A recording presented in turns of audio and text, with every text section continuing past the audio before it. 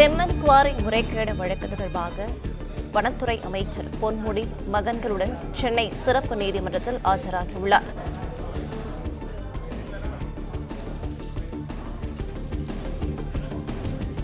செம்மன் குவாரி முறைகேடு வழக்கில் வனத்துறை அமைச்சர் பொன்முடி மகன்களுடன் சென்னை சிறப்பு நீதிமன்றத்தில் ஆஜராகியுள்ளார்.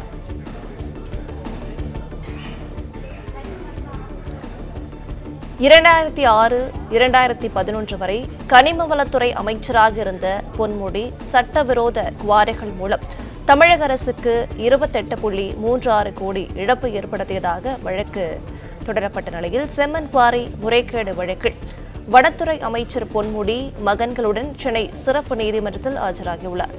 கூடுதல் விவரங்களை செய்தியாளர் ஆனந்த்குமார் வழங்க கேட்கலாம். ஆனந்த்குமார் வணக்கம். மேலும் விரிவான தகவல்கள். வணக்கம். செம்மன் குவாரி வழக்கில் சட்டவிரோத பண பரிவர்த்தனையில் ஈடுபட்டதாக கூறி தொடரப்பட்ட வழக்கில் அமைச்சர் பொன்முடி மற்றும் அவரது இரு மகன்கள் இன்று சென்னை சிபிஐ சிறப்பு நீதிமன்றத்தில் ஆஜராகி இருந்தனர். கடந்த 2006 முதல் 2011 ஆண்டு வரையிலான திமுக ஆட்சி காலத்தில் உயர்கல்வி மற்றும் கனிம வளங்கள் துறை அமைச்சராக இருந்த பொன்முடி விழுப்புரம் மாவட்டத்தில் அனுமதிக்கப்பட்ட அளவை விட அதிக அளவில் செம்மண் வெட்டி எடுத்ததன் மூலமாக அரசுக்கு 28,36,00,000 ரூபாய் இழப்பு ஏற்பட்டதாக தமிழக லஞ்ச ஒழிப்புத்துறை வழக்கு பதிவு செய்தது. பொன்முடி, அவரது மகன் கௌதம் சிகாமணி, உறவினர் ராஜா மகேந்திரன் உள்ளிட்டோர் மீது இந்த வழக்கை விழுப்புரம் மாவட்ட நீதிமன்றத்தில் தற்போது நடைபெற்று வருகிறது.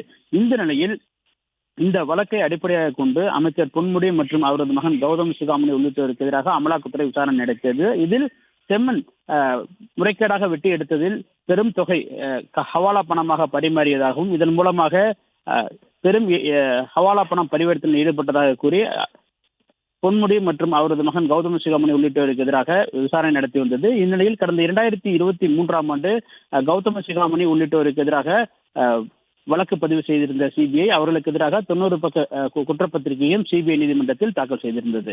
இந்த நிலையில் இந்த வழக்கில் கடந்த மாதம் சிபிஐ தரப்பில் கூடுதல் குற்றப்பத்திரிகை தாக்கல் செய்யப்பட்டது. அந்த கூடுதல் குற்றப்பத்திரிகையில் அமைச்சர் பொன்முடி மற்றும் அவரது மற்றொரு மகன் அசோக் சிகாமணி உள்ளிட்டோருக்கு எதிராக குற்றச்சாட்டுகள் குறிப்பிடப்பட்டு கூடுதல் குற்றப்பத்திரிகை தாக்கல் செய்தது. இந்த கூடுதல் குற்றப்பத்திரிகைகள் தொடர்பான வழக்கு இன்று சிபிஐ சிறப்பு நீதிமன்ற நீதிபதி எழில் வேலவன் முன்பு விசாரணைக்கு வந்தது. அப்பொழுது அமைச்சர் பொன்முடி மற்றும் அவரது 2 மகன்கள் நேரில் ஆஜராகி இருந்தனர்.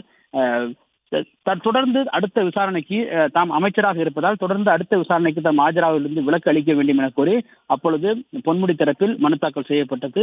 இதனையடுத்து அந்த மனுவிற்கு அமலாக்கத்துறை தரப்பில் பதிலளிக்க உத்தரவிட்ட நீதிபதி பின்னர் பிணைப்பத்திரம் தாக்கல் செய்வதற்காக வழக்கினுடைய விசாரணை பிற்பகலுக்கு தள்ளி வைத்து உத்தரவிட்டிருக்கின்றார்.